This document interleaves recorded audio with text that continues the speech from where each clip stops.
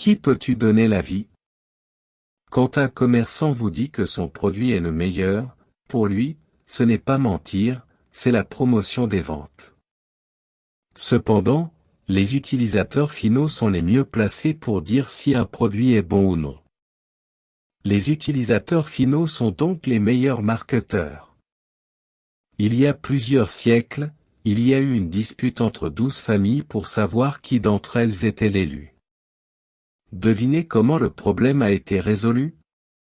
Dieu a simplement demandé que chaque famille présente une tige avec le nom de la famille écrit avec assurance sur sa tige. Par conséquent, 12 verges ont été présentées devant l'Éternel pour qu'il montre à chacun celui qu'il a choisi parmi eux. La Bible dit: Et Moïse plaça les verges devant l'Éternel dans le tabernacle du témoignage. Et il arriva que le lendemain Moïse entra dans le tabernacle du témoignage, et voici, la verge d'Aaron pour la maison de Lévi germa, et produisit des bourgeons, et des fleurs fleuries, et donna des amandes. Et Moïse fit sortir toutes les verges de devant l'Éternel à tous les enfants d'Israël, et ils regardèrent, et prirent chacun sa verge.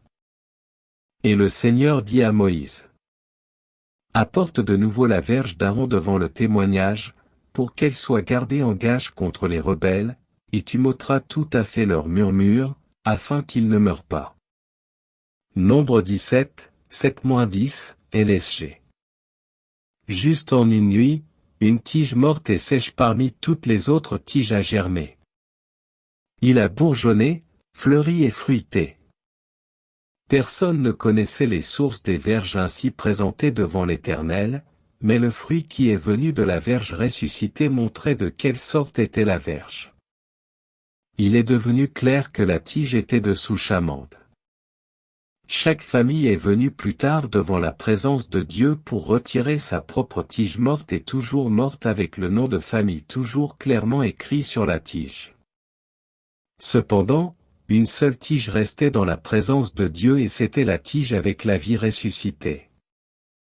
Dieu a commandé que la verge bourgeonnante soit laissée en sa présence comme un gage contre les rebelles. Quelles leçons sont là pour nous? Premièrement, c'est un fait connu de l'histoire que tous les chefs religieux sont morts, et mourront, à un moment ou à un autre, mais parmi eux, seul Jésus est ressuscité des morts.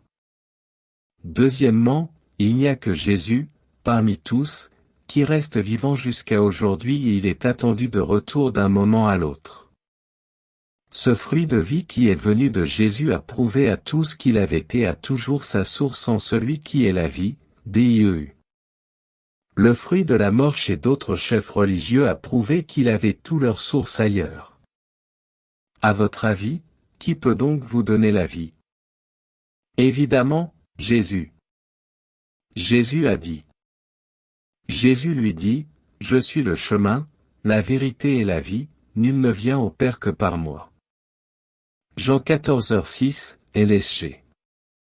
Le fait que Jésus soit ressuscité des morts est un témoignage vivant et éloquent que lui seul peut vous donner une nouvelle vie. Écoutez-le. Le voleur ne vient pas, mais pour voler, tuer et détruire. Je suis venu pour qu'il ait la vie, et qu'il l'ait plus en abondance. Jean 10h10, LSG. Comme la verge bourgeonnante d'Aaron arrêtait toutes les disputes, Dieu avait arrangé qu'à travers la mort et la résurrection de Jésus, toutes les disputes au sujet de la suprématie de Jésus sur les autres s'arrêteraient et les doutes dans votre propre cœur seraient résolus. Jésus a démontré son pouvoir sur la mort pour vous assurer qu'il avait déjà vaincu la mort pour vous. Il est ressuscité pour vous libérer du pouvoir du péché et de la peur de la mort. S'il a payé pour vos péchés et est resté dans la tombe, alors il y a de fortes chances que les arguments fassent encore rage, mais il est mort pour payer le prix et vit pour prouver le paiement. Christ avait besoin de ressusciter des morts pour que personne ne conteste avec vous qu'il n'a pas entièrement payé pour votre rédemption. La Bible dit: Qui a été livré pour nos offenses et ressuscité pour notre justification. Romains 4h25, LSG. Celui qui croit au Fils a la vie éternelle, Et celui qui ne croit pas au Fils ne verra pas la vie, mais la colère de Dieu demeure sur lui.